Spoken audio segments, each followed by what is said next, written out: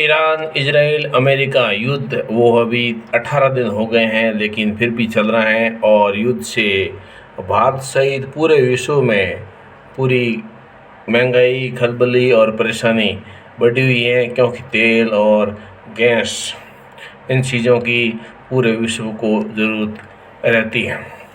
तो पूरा वीडियो देखिए, क्या 18 दिन में हलचल रही इस युद्ध की। तो वीडियो को लाइक कीजिए, चैनल पर नए सब्सक्राइब कीजिए, वीडियो को शेयर कीजिए। युद्ध कहीं भी हो खतरनाक होता ही है, और इस युद्ध की अभी हम खाली देख रहे हैं कि ये युद्ध हो रहा है, लेकिन ये हमारी जेब पर भारी पड़ेगा और महंगाई बढ़ेगी। ट्रंप बोले कि 18 दिन हो गए युद्ध, और नाटो जो देश हैं वो ईरान जंग में साथ नहीं देना चाहते। ये अमेरिकी राष्ट्रपति ट्रंप का कहना है। हम उनकी रक्षा करते हैं और वो मदद नहीं कर रहे, अब किसी की ज़रूरत नहीं है। और उन्होंने सहयोगी देश ईरान के खिलाफ कर रहे अमेरिकी सैन्य अभियान में शामिल होना नहीं चाहते हैं। इसका मतलब क्या हुआ? इसका मतलब ये है कि कोई भी ईरान के विरुद्ध युद्ध नहीं करना चाहता है। अमेरिका अकेला पड़ गया है इस युद्ध में। ट्रंप ने सोशल मीडिया पोस्ट में कहा कि अमेरिका वर्षों से कुछ देशों की सुरक्षा पर अरबों डॉलर खर्च करता है, लेकिन ज़रूरत के समय वे साथ नहीं आते। और उन्होंने नाटो को वन वे स्ट्रीट बताया। अब अमेरिका की स्थिति ऐसी होगी, युद्ध तो शुरू कर दिया लेकिन ख़त्म होने का नाम नहीं ले रहा है, और ईरान झुक नहीं रहा, और ईरान की सैन्य शक्ति बड़ी मजबूत है।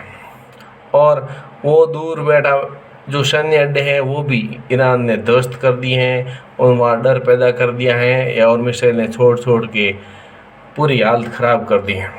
वहीं ईरान ने कल और आज जो सऊदी के देश हैं यूएई पर और दूसरे पर कई मिसाइलें दाग करके वहाँ भी अफरा तफरी मची हुई है।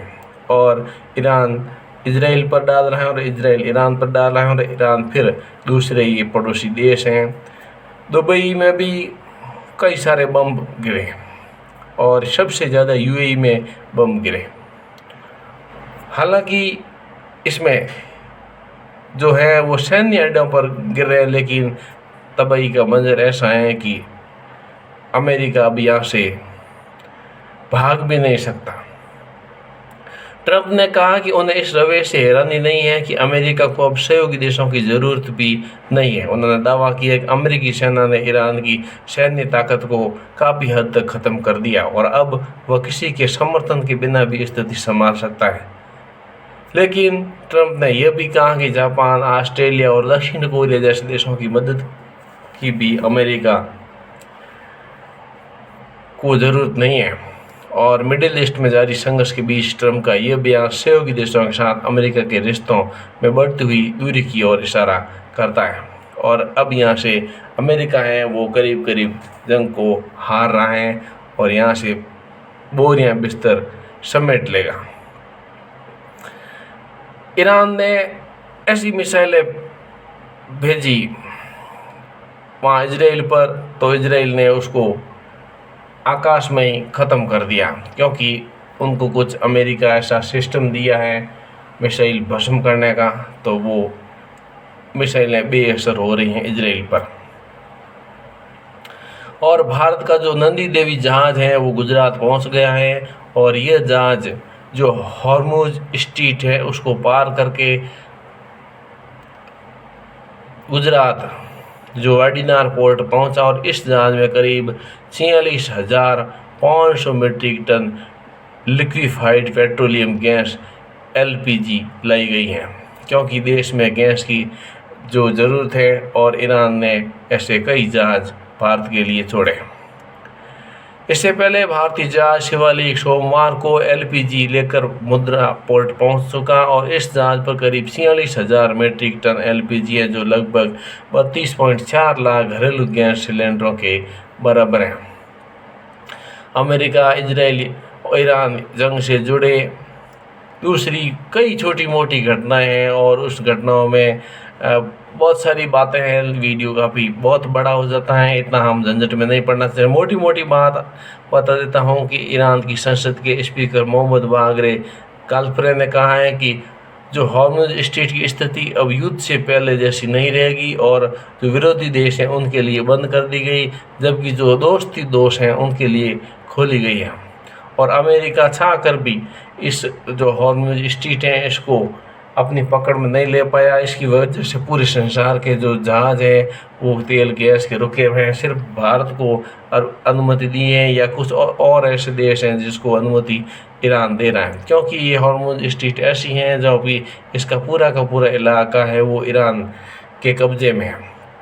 और हालांकि अमेरिका और ट्रंप ये दावा करते आ रहे हैं कि जो नौसेना थी ईरान की उसको हमने ख़त्म कर दिया, लेकिन ईरान अभी भी नौसेना इस हॉर्मुज जो नहर हैं जहाँ से जहाज़ निकलते हैं इस पर अपनी मजबूत स्थिति बनाए हुए हैं। आजकल ऐसी खबरों के अनुसार वहाँ पर जो अमेरिका का जो नेवी का जहाज़ है वो आया और वो हिंद महासागर में जो भारतीय हिंद महासागर भारत की सीमा के लगता है तो वहाँ पर डेरा डाल रखा था। तो भारत के विदेश मंत्री जो थे उन्होंने ऐसा आदेश दिया है कि जो विक्रांत वहाँ पर खड़ा है हॉर्मुज स्ट्रेट के पास में, तो वह यह भारत से राफेल जो फ्लाइट थे उनको भेजे। तो अमेरिका वहाँ से डर गया कि हाँ भारत विरोध कैसे करने लग गया और यहाँ भी पूरा राफेल वगैरह डाल दिया, यानी कुछ हलचल तेज हो गई। तो ये अभी आने वाला वक्त बताया कि भारत किस तरह से व्यवहार करता है। हालांकि भारत अपने समुद्री जो ये जहाज़ हैं तेल और गैस के इनकी सुरक्षा के लिए वहाँ पर वो विक्रांत खड़ा है और वो उसके विक्रांत के ऊपर कुछ अनहोनी न हो जाए उसकी सुरक्षा के लिए राफेल तैयार कर रखा है। और अमेरिका चाहता कि ऐसा कुछ जहाज़ निकले उस पर कुछ अटैक कर दिए जाए और दूसरा देश भी कोई मान लो अटैक कर दे तो उसको निगरानी के लिए राफेल को वहाँ विक्रांत पर सेट करके रखे हुए हैं। और ऐसे बहुत सारे राफेल और ये भारतीय जो नेवी और एयरफोर्स का पूरा सामंजस्य के साथ में ये जो जहाज़ आ रहे हैं इनकी निगरानी के साथ में तेल और जो गैस का है वो भंडारण भारत की तरफ बढ़ रहा है। भारत के काफ़ी सारे जहाज़ जैसे बताया जा रहा है कि 28 जहाज़ भी वहाँ पर फंसे हुए हैं जो कि धीरे धीरे निकल रहे हैं। और इस जहाज़ को अभी कितना दिन है और ये भूख का संकट भी गहरा गया है और जंग लंबी चली तो संयुक्त राष्ट्र की खाद्य एजेंसी ने दावा किया है कि अगर पश्चिम एशिया का संघर्ष जून तक जारी रहता है तो दुनिया में भूख का संकट रिकॉर्ड स्तर तक पहुंच सकता है। हालांकि भूख तो हुई है, उसके अलावा रोज़गार, स्टॉक मार्केट और बहुत सारी चीज़ें हैं जो हमारी जेबों पर भारी पड़ेगी और जो राशन और दूसरे सामान है वो सभी में महंगाई तो बढ़ेगी, क्योंकि युद्ध अभी जितना खर्चा हो रहा है ये खर्चा वापस पेट्रोल की और तेल की जो गैस, हाँ पेट्रोल के दाम जो बैरल 106 प्रति बैरल पहुंच गया है और विदेशों में, और इस गैस के दाम भी बढ़े जा रहे हैं।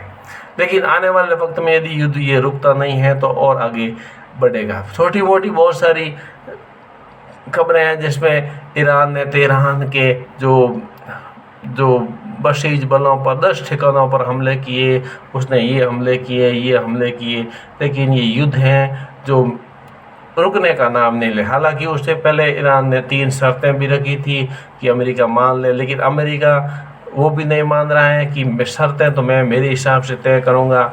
ईरान एक बार अपना जो भी है पूरा हथियार डाल दे और मेरे सामने आत्मसमर्पण कर दे। ईरान झुकने को तैयार नहीं है, वो सामने मुकाबला कर रहा है। और अमेरिका की स्थिति ऐसी हो गई है कि उसके पास अब न ज़्यादा जो सामान है, न युद्ध के जो सैनिक हैं वो भी काफ़ी बेस डर गए हैं, उसको ऊपर मिसाइल अटैक हो गया और दूर का मामला होने की वजह से वो परेशानी महसूस करा। हालांकि उस जो ट्रंप ने किया है कि सहयोगी देश हमारी जो है वो सहायता करो, चीन और जो इंग्लैंड वगैरह उनसे, लेकिन वो भी अभी कोई जवाब नहीं दे रहे और काफ़ी देशों ने मना कर दिया कि हम आपकी सहायता नहीं कर सकते ईरान के मामले में। तो इस प्रकार से ईरान का जो युद्ध है वो भयानक युद्ध है और कड़ी टक्कर अमेरिका, इजराइल और ईरान ले रहा है। लेकिन आने वाले वक्त में ये युद्ध हमारी जेब पर महंगाई को बढ़ाएगा, इस बात का ध्यान रखना। लेकिन युद्ध आगे बढ़े नहीं, विश्व में शांति हो और जल्दी से जल्दी युद्ध खत्म हो जाए किसी तरह से। और भी कुछ भी मीटिंग नेता जो संयुक्त राष्ट्र संघ है, ऐसा कुछ करके युद्ध को जल्दी जल्दी ख़त्म कर दिया जाए, ताकि ये युद्ध नहीं रहे, अमेरिका शांति से बैठ जाए। और जो नुकसान हुआ है बहुत भाई मानवीय नुकसान है, आर्थिक नुकसान तो है ही, लेकिन मानवीय नुकसान जो है वो बहुत खतरनाक होता है, क्योंकि मनुष्य का जन्म एक बार आता है, फिर आता नहीं बता सकते। तो मानवीय नुकसान है, उसकी कितनी बड़ी नुकसान है, तो उसको विश्व में शांति की ज़रूरत है। विधि और युद्ध जल्दी से जल्दी समाप्त हो, ऐसी भगवान से प्रार्थना करते हैं। वीडियो को लाइक कीजिए, चैनल पर नए सब्सक्राइब कीजिए, वीडियो को शेयर कीजिए। जय हिंद।